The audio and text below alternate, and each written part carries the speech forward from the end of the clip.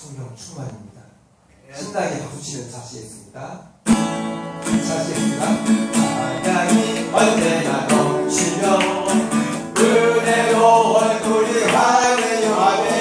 성령의 충만한 모습을 서로 할렐루야 할렐루 할렐루 손뼉 치면서 할렐루 할렐루 소리 외치며 할렐루 할렐루 불소를 아멘. 주님을 찬양해 감사가 넘치며 감사가 언제나 넘치며 은혜로 얼굴이 환해요. 성령의 충만한 모습을 서로가 느껴요. 할렐루 할렐루 손뼉 치면서 할렐루 할렐루 소리 외치며 할렐루 할렐루 두 손을 들고 주님을 찬양해요. 기도가 언제나 넘치며 은혜로 얼굴이 환해요. 성령의 충만한 모습을 서로 할렐루 할렐루 할렐루 할렐루 손뼉 치면서 할렐루 할렐루 소리 외치며 할렐루 할렐루 두 손을 들고 주님을 찬양해. 말씀이 언제나 넘치면 말씀이 언제나 넘치며 은혜로 얼굴이 환해요. 성령의 충만한 모습을 서로가 느껴요. 할렐루 할렐루 손뼉 치면서 할렐루 할렐루 소리 외치며 할렐루 할렐루 두 손을 들고 주님을 찬양해. 사랑이 언제나 넘치며 은혜로 얼굴이 환해요. 성령의 충만한 모습을 서로가 느껴요. 할렐루 할렐루 손뼉 치면서 할렐루 할렐루 소리 외치며 할렐루 할렐루 두 손을 들고 주님을 찬양해. 할렐루 할렐루 손뼉 치면서 할렐루 할렐루 소리 외치며 할렐루 할렐루 두 손을 들고 주님을 찬양해요.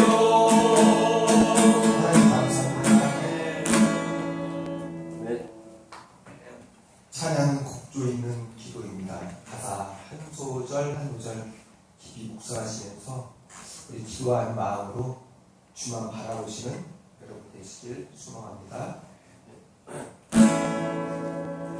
하나님 사랑을 사랑하지 하나님의 평안을 바라보는 자 너의 모든 것 창조하신 우리 주님 너를 얼마나 사랑하시는지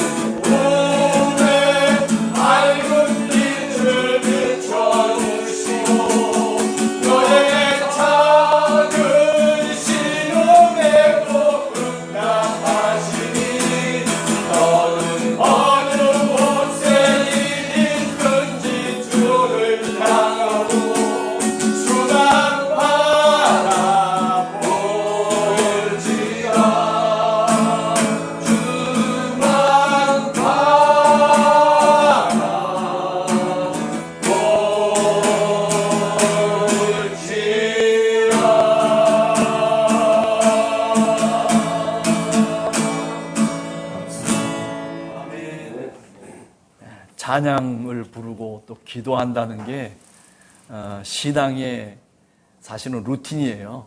늘 반복되는 거거든요. 그럼에도 불구하고 그 속에서 하나님의 은혜가 임하고 또 하나님의 구원의 기쁨이 우리들 마음속에 넘치게 되는 줄로 믿습니다. 누가복음 19장 1절에서부터 10절까지 말씀. 예수 그리스도께서 이 땅에 오신 목적이 뭘까요? 주님의 백성들을 구원하기 위해서 예수 그리스도가 이 땅에 오셨다. 또 오늘 여기 얘기하는 것처럼 잃어버린 자를 주님께서 구원하시기 위해서, 이 잃어버린 자라고 하는 것이 죄인들을 의미하는 것이죠. 율법을 어기고 그리고 하나님의 뜻을 저버리고 허랑방탕하게 자기 뜻대로 살아가는 사람들. 우리가 누가복음 15장에서 잃은 자들의 비유를 우리가 알지 않습니까? 하나님은 잃었던 사람을 찾기를 원하십니다. 아니, 잃은 자를 찾기를 원하시고 구원하시기를 원하신다. 교회는 그렇기 때문에 어떤 목적으로 교회가 존립하느냐 하면은 잃은 자를 구원하는 통로가 바로 이 교회라고 얘기할 수 있죠.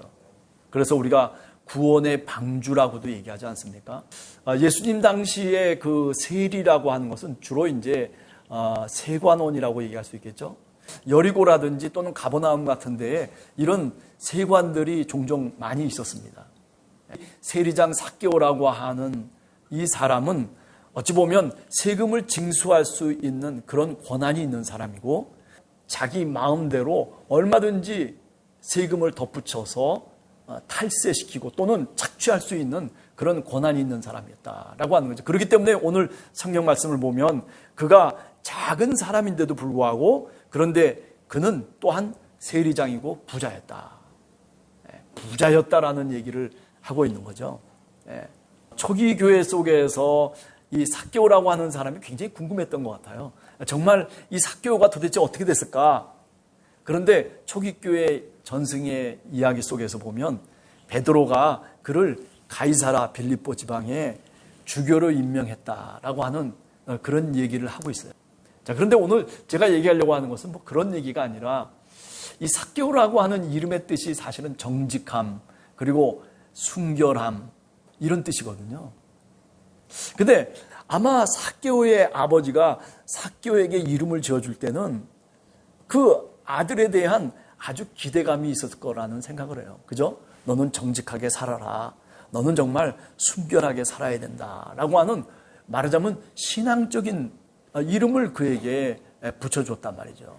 뭐 그냥 뭐 요나로 이름을 짓거나 또는 시몬으로 이름을 줬거나 뭐 그렇게 지은 게 아니라 뭔가 뜻이 있는 이름을 삭개오에게 지어준 거란 말이죠. 그런데 아버지의 뜻과는 달리 어디로 가버린 거예요? 로마의 앞잡이가 돼버린 거예요. 그래서 많은 사람들에게 그야말로 손가락질을 당하는 사람이에요. 그렇게 살아가고 싶어서 살았겠습니까? 좀 더 정직하게 살고 싶고 자기 이름값대로 정말 순결하게 살고 싶은 마음이 왜 없었겠어요? 그러나 살아가다 보면 인생이 내 뜻대로 되는 게 아니잖아요. 여러분들도 마찬가지고 저도 마찬가지입니다만은 내가 원하는 삶을 내가 살면 얼마나 좋겠어요. 그죠? 그러나 사람이 그렇습니까? 내가 원하는 삶을 사는 게 아니라 내가 원치도 않는 자리에 어떤 때는 낯을 수도 있고 또는 그런 삶을 살아갈 수도 있는 거예요. 오늘 이 삭개오가 제가 보기에는 그런 사람이 아니었겠는가라는 생각을 한번 해보게 되는 거죠.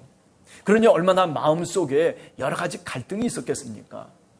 징세를 더하면서 그러면서 그것을 갈취하고 자기의 부로 만드는 과정 속에서 사실은 양심의 가책도 느꼈을 것이고 또 그런가 하면 내가 왜 이렇게 살아야 되나라고 하는 그런 나름대로의 자기 질문도 분명히 있었을 것이다 라고 생각을 해요. 그런데 모든 것이 때가 있는 거예요.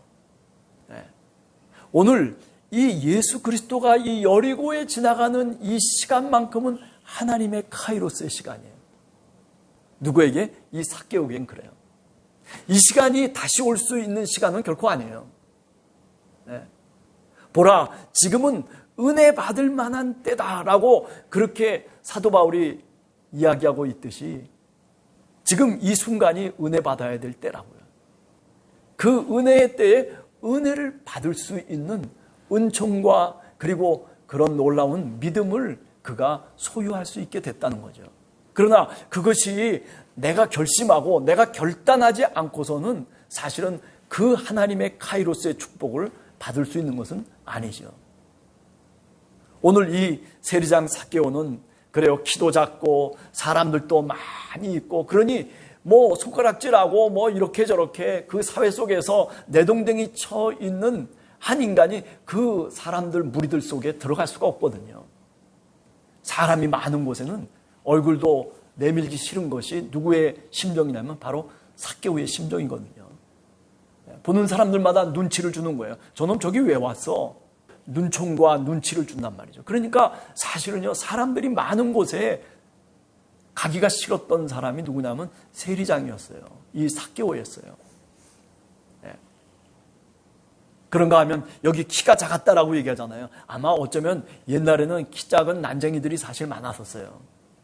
저희 때만 하더라도 저도 키가 작습니다만은 그러나 사실 난쟁이들이 꽤나 됐거든요. 그 옛날에는 사실 많았습니다. 우리가 상상을 해보면 이 세리장 삭개오는 혹시 난쟁이는 아니었을까라는 생각도 해봐요. 그러니까 저 돌 감람 나무 위에 올라가서 그죠? 무화과 나무 위에 올라가가지고 그래가지고 나무 가지를 붙잡고 예수님이 오시는 장면을 그 나무 위에서 마치 새가 앉아 있는 것처럼 앉아가지고 보고 있는 거죠. 핸디캡이 있고 그리고 많은 사람들이 자신을 무시하고 눈치를 주고 있는 그런 사회적인 배경 속에 있음에도 불구하고 그는 분명한 목표가 있었어요. 지금 하나님의 때가 지금 임한 거예요. 그는 예수를 만나야 되겠다라고 하는, 예수가 도대체 누구인지를 내가 알아야 되겠다라고 하는 그런 간절한 소원이 그 마음속에 있었어요. 여러분, 우리가 쭉 삶을 살아가다가도 사실 이런 마음이 생길 때가 있어요. 도대체 예수님은 누구이실까? 간절한 마음으로 질문도 하고 그리고 뭔가 찾아다니고 싶고 그리고 뭔가 만나고 싶은 그런 그 간절함이 사실은 우리들에게 다가올 때가 있거든요. 그때 하나님의 은혜가 임해야 되는 거죠.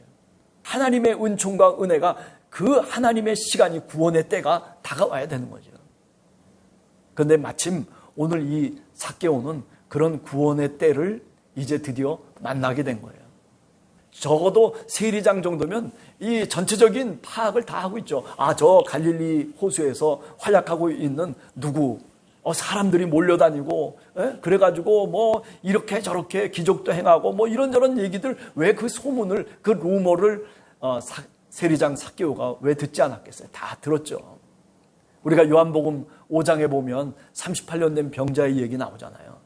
그죠? 솔로몬 행각에 모여가지고 그저 물이 동하기만을 기다리고 있었던 많은 사람들, 각색 병든 자들이 많이 있었거든요. 그런데 예수님이 마침 그 38년 된 병자에게 찾아오시는 거예요. 그 물이 동할 때 내가 빨리 먼저 들어가면 나을 것 같다는 그런 헛된 망상을 품으면서, 그러면서 그 물이 동하기만을 기다리고 남이 나를 어떻게 빨리 넣어주기만을 그렇게 고대했던 사람이 바로 38년 된 병자거든요.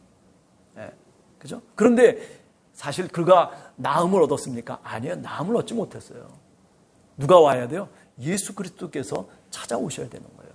오늘도 마찬가지예요.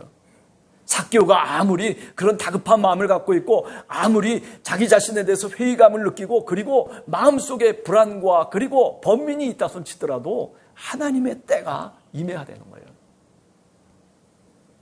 예수 그리스도가 오늘 이 삭개오를 찾아오셨어요. 하나님의 은혜와 은총이 찾아오신 것이죠. 우리는 종종 신앙생활하다 보면 이렇게 하나님의 은총이 내리고 있음에도 불구하고 그런데 그것을 인식 못하며 살아가는 사람들이 있어요. 그죠? 예수 그리스도를 저 사람은 꼭 믿어야 되는데, 그래서 마음속에 성령이 감동이 돼서 그에게 찾아가서 그래서 예수님을 소개하고 같이 교회도 가자고 하고 그리고 또 뭐 이런저런 것들을 내가 말하자면 뒤에서 서포트하면서 그러면서 자꾸 주님을 찾을 수 있도록, 믿음을 가질 수 있도록 그렇게 애를 쓰고 옆에서 기도하고 그렇게 말하자면 안타깝게 생각하면서 나갔는데도 불구하고 전혀 마음을 닫고 있는 사람들이 있어요. 그냥 잠깐 나왔다가 그냥 시간 지나면 또 그냥 아무것도 아닌 것처럼 그냥 또 흘려보내는 그런 경우들이 있어요. 참 안타깝죠. 어떻게 보면. 하나님의 때가, 하나님의 카이로스, 은혜 받을 만한 그 때가 분명히 나에게 도달했음에도 불구하고, 그런데 그것을 인식하지 못하면서 그냥 지나쳐버리고 만나면 오늘 이 삭개오가 어떻게 됐겠습니까? 세리장으로서, 그죠?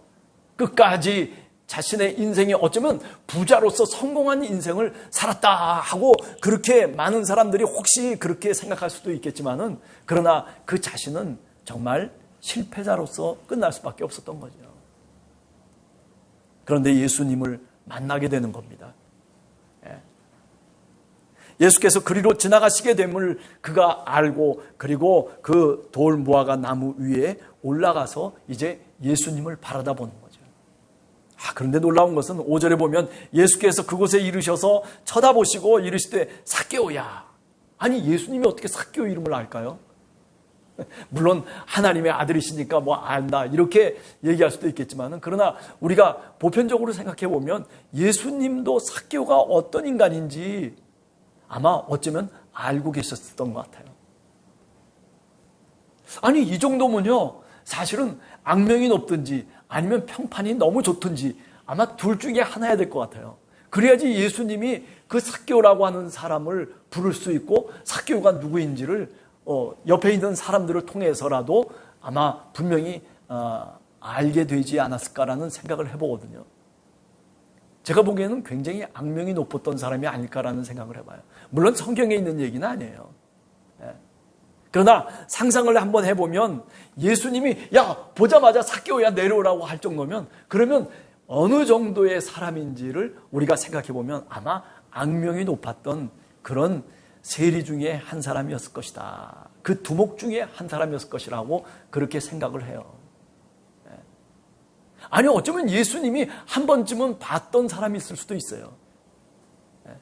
눈여겨봤던 사람. 아니, 어떻게 저렇게 인생을 살아갈까? 아니, 저렇게 악하게 살아가다가 어떻게 될까? 혹시 그런 생각을 예수님도 하셨을 가능성도 있죠. 아니, 많은 사람들이 오늘 이 예수님이 세리장 삭개오의 집에 들어갔을 때에 뭐라고들 얘기합니까? 그죠? 뭇사람들이 보고 수군거려 이르되 저가 죄인의 집에 유하러 들어갔도다. 아니, 저 나쁜 놈, 저 죄인, 저 아주 몹쓸 놈, 그 집에 들어갔다는 거죠. 그러니까 많은 사람들도 그렇게 평가하듯이 아마 예수님도 이 삭개오라고 하는 인물이 누구인지를 분명히 알았을 거예요. 그러나 예수 그리스도는 어떤 분이십니까? 바로 맨 마지막에 10절에 얘기하고 있는 것처럼 잃어버린 자를 찾아서 구원시키려고자 이 땅에 오셨다는 거예요. 이게 하나님의 뜻이고, 이게 하나님의 뜻을 갖고 살아가시는 예수 그리스도의 본질적인 마음이죠. 우리들도 사실은 이런 마음을 갖고 세상을 살아가야 되지 않을까. 그죠? 어떻게든지 예수를 믿지 않고 잃어버린 자를 구원코자 하시는 그 하나님의 사랑에 우리들도 부응할 수 있는 그런 신앙인이 참 신앙인이라고 그렇게 말씀드릴 수가 있는 거죠. 우리 함께하는 교회 성도들, 또 우리 모든 예수 그리스도를 믿는 하나님의 백성들은 이런 마음, 예수 그리스도의 마음을 갖고 사실은 세상 속에서 살아가야 마땅합니다. 우리가 정말 잃어버린 사람을, 잃어버린 죄인을, 하나님의 백성을 다시 구원해내는 것, 하나님의 백성으로 다시 살 수 있도록 우리가 그렇게 애를 쓰고 수고하는 것, 이것이 어쩌면 우리 신앙인들의 삶의 목적입니다. 내가 뭐 정결하게 살아야 되고, 내가 거룩하게 살아야 되고, 내가 죄 짓지 않고 살아야 되고, 뭐 이런저런 얘기들 많이 할 수 있겠지만은, 그러나 그 가운데 하나가 뭐냐면 정말 잃어버린 죄인들을 구원시키는 그 통로가 우리 자신이 되어야 된다라고 하는 것. 그 목적을 우리가 분명히 상실해버리면 사실은 신앙인으로서의 삶이 아니라고 얘기할 수 있는 거죠. 자, 그렇게 내가 너희 집에 이제 들어가야 되겠다. 내가 너와 함께 같이 머물어야 되겠다라고 하는 그 말을 주님이 하시는 거죠. 삭개오의 마음속에는 저 뽕나무 위에 올라가서 내가 저 예수 그리스도를 우리 집에 좀 인도하셨으면, 내가 예수 그리스도가 우리 집에 좀 머무르셨으면, 내가 그분에게 식사라도 대접하고 내가 그분에게 이런 것 저런 것 많은 것들을 사실 물어보기도 하고, 그래서 뭔가 자신의 의문과 자신의 그 안타까움을 해결해 줄 수 있는 그런 예수 그리스도를 어쩌면 무화과 나무 위에서 삭개오는 그렇게 주님을 바라보고 있지 않았을까라는 생각을 해보는 거죠. 그 마음을 아시는 주님께서 그를 부르시고 내가 네 집에 유하여야 되겠다라고 그렇게 말씀을 주시는 거죠.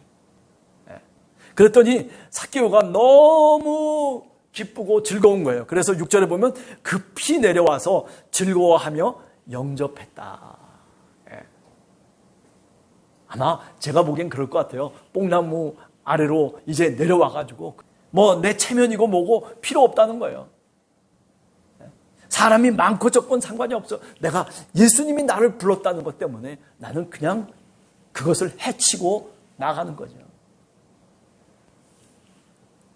그래요. 많은 사람들이 장애물이고 키가 작은 것이 또 역시 장애물이고, 그리고 돌감람나무 위에 올라서 있는 것조차도 사실은 어쩌면 삭개오에겐 장애물들이에요. 그런데 그 장애물이 상관이 없는 거예요, 이제는요. 예수를 만나기 전에, 예수님이 부르시는 그 음성을 듣기 전에는 그런 것들이 다 내게는 핑계거리고 내게는 장애물이고 내게는 거친 것들이었음에도 불구하고, 그런데 주님의 음성을 듣는 순간에는 뽕나무 위에서 내려오는 거예요. 뽕나무 위에 올라갈 필요가 없다는 거죠. 이게 예수 그리스도를 믿는 사람들의 신앙의 자세가 아닐까라는 생각도 해봐요. 우리는 종종 뭐 이런 핑계 저런 핑계를 댑니다.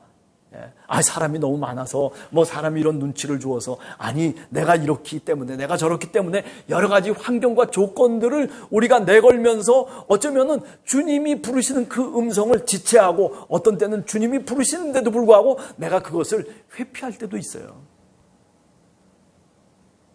그런데 성령이 임하시면 하나님의 때가 되었다라고 하는 것을 분명하게 깨닫게 되면 이 삭개오처럼 이렇게 모든 난관을 극복하면서 뚫고 나가는 것이죠. 피해 달아나는 것이 결코 아닙니다. 따라서 신앙인이라고 하는 것이, 예수를 믿는, 진정으로 믿는 사람들은요, 그렇게 잘 피해가질 않아요. 어려운 것일수록, 그 장애물이 앞에 놓여 있을수록 그 장애물들을 헤치면서 나가는 그런 용기와 그런 뜻을 갖고 살아가는 사람들이 신앙인들이다라고 말씀드릴 수가 있는 겁니다. 수군거리며 조롱하는 사람들이 아무리 많다손치더라도 그거 상관하지 않아요. 8절에 보면 삭개오가 서서 주께 여짜오되, 이 서서라고 하는 말이 굉장히 멋진 말입니다. 오늘 이 문맥에서는요, 굉장히 아주 두드러진 문학적인 표현이에요. 삭개오가 서서, 도망치지 않았다는 거예요. 비겁하게 뒤돌아서지도 않고 어떻게 서서, 당당하게 서서. 이 말은 누가복음이 우리들에게 삭개오의 어떤 자세가 어떻게 변했는가를 우리에게 지금 보여주는 거예요. 예수 그리스도를 만나면 이렇게 변화되는 거예요. 당당하게 쓸 수가 있는. 저 사람 많이 달라졌어. 예수 그리스도를 믿고 나고 교회를 다니더니만, 야, 사람이 달라졌다고. 어떻게 달라졌다? 좋게 달라졌다는 거죠. 쭈비쭈비거리지 않고 할 말을 정확하게 할 수 있는 사람. 여기 오늘 삭개오가 서서 주님께 말씀하는 거예요. 서서. 이게 신앙인의 모습이 이와 같아야 됩니다. 그죠? 그래서 주님께 여짜오되, 주여 보시옵소서, 내 소유의 절반을 가난한 자들에게 주겠사오며. 아니, 누가 가난한 자에게 뭐 소유의 절반을 주라고 그랬나요? 예수님이 그렇게 말씀하신 것도 아니에요. 그런데 자기 자신이, 주님을 만난 사람은 이렇게 자기 결심을 하는 거예요. 누가 뭐라고 그랬어요? 아무 소리도 안 했어요. 예수님이 야, 너 이렇게 줘야 돼, 너 저렇게 줘야 돼, 이렇게 얘기한 게 아니에요. 아무 얘기도 하지 않았음에도 불구하고 성령이 그의 마음속에 감동을 주시는 거예요. 이게 성령의 법입니다. 성령의 법. 문자로 쓰여져 있는 법이 아니에요. 율법에 야, 누구 토색한 것이 있으면 몇 배나 갚아라. 또 누구의 것을 어떻게 했다면 도둑질 했으면 이렇게 갚아라. 이렇게 문자로 쓰여진 것이 아니라 이것은 마음에 쓰는 거예요. 마음에 쓰는. 이걸 신학적으로는 율법의 제3 사용이라고 그래요. 우리가 복음을 들으면, 하나님의 기쁜 소식을 들으면 우리 마음속에 새로운 법이 생긴다는 거예요. 이것은 생명의 법이고 이것은 성령의 법이고, 이 법은, 이 율법은 어디에 쓰여지는 법이냐면 책으로 쓰여놓은 것이 아니고 돌에 새겨진 십계명과 같은 율법이 아니라 우리 마음에, 고린도후서 3장에 보면 사도 바울이 바로 문자가 아니라 영으로 쓰여진 율법을 얘기하고 있어요. 우리 한국 사회가 지금 지난번에도 말씀드렸지만은 너무 글자에 좌지우지돼요. 법이라고 하는 그 글자 속에 어긋나면 영창으로 쳐놓으면 돼요. 마음의 법이 움직일 수 있는 그런 여유와 공간이 없어져 버렸어요. 대통령부터 시작해가지고 뭐 다 법관들, 뭐 검사들, 뭐 이런 법만 따지는 사람들이니까 글자로 모든 것을 판단해 버리는 거예요. 그런 사회는요, 폐쇄 사회인 거예요. 우리들에게 마음의 법이 있어요. 양심이 있어요. 그거를 인정 안 하면 안 되는 거예요. 야, 양심이 무슨 뭐 해주냐? 야, 법전 갖고 와. 법전, 야, 몇 항에, 야, 이렇게 있잖아. 그러고 따지고 뭐 그렇게 저렇게 해버리면은요, 할 말이 없는 거죠. 그러다 보니까 어떻게 됩니까? 그러다 보니까 네 편, 내 편이 그냥 갈려버리는 거예요. 문자적으로. 글자 속에서 정답과 오답이 그냥 딱 정해져 버리는 거예요. 인간의 삶이라고 하는 게 그래 정답이 있는 게 아니에요. 그렇다고 꼭 오답이 있는 것도 아니에요. 어떤 때는요, 흐리멍텅한 게 인간이에요. 인간이 살아가는 게 그런 거예요. 법학이라고 하는 것은요, 이렇게 저렇게 규정을 지으면서 살아가지만 인문학이라고 하는 건 그렇지가 않잖아요. 인문학은 어떤 거예요? 사람이라고 하는 게 어떤 때는요, 이럴 수도 있고 저럴 수도 있는 거예요. 그걸 이해해야 된단 말이에요. 그런데 오늘 이 삭개오는요, 이렇게 주님 앞에서 주님의 음성을 듣고 이렇게 사람이 달라진 거예요. 마음의 법을 쫓아서 이제 살아가겠다라고 결심하는 거예요. 네. 마음의 법. 이것이 바로 성령의 법이고, 그리고 누가 뭐라고 해서가 아니라 나는 내 스스로 결단하면서 이렇게 마음에 다짐하면서 살아가는 거예요. 이게 우리 신앙인의 삶입니다. 목사님이 꼭 뭐라고 얘기해야 되고, 뭐 옆에서 뭐라고 지시해야만 내가 살아가는 사람이 아니고, 이렇게 내 스스로 결단하고, 내 스스로 판단하면서, 그러면서 내가 내 발걸음을 옮겨놓는 그 모습이 바로 신앙인의 모습이고, 성령을 따라 살아가는 사람들의 모습인 거예요. 네. 그럴 때 예수 그리스도께서 말씀하십니다. 9절에 보면 오늘 구원이 이 집에 이르렀고 이 사람도 아브라함의 자손이다. 구원이라고 하는 것은요, 물론 하나님의 음성을 듣고 그가 성령의 충만함을 통해서 구원으로 인도되어졌지만은, 그러나 구원은 이루어가는 거예요. 어떻게 이루어가는 겁니까? 마음의 법을 쫓아서 내가 하나 둘씩 내 발걸음을 옮기면서 하나님의 뜻을 쫓아서 살아가는 그 길로 계속 끊임없이 나아가는 거예요. 이 다음엔 또 다른 결단을 아마 이 삭개오는 했을 거예요. 그죠? 이렇게 모든 것들을 다 주님의 말씀에 따라서 자기 스스로 결단하면서 그런 일을 행하고 난 다음에 다시 또 마음속에 결단을 하는 거죠. 그렇게 연속적으로 계속해서 우리는 하나님의 음성을 들으면서, 그러면서 우리가 신앙생활을 해나가는 겁니다. 그래요. 우리가 기도하면서 하나님께서 주시는 그 마음의 법을, 성령의 법을 쫓아서 우리가 한 발자국 한 발자국 더 결단하면서 나아가는 모습이 하나님이 우리에게 은혜를 주시고 하나님이 우리를 섭리해 가시는 모습이 아닐까, 그런 생각을 다시 해봅니다.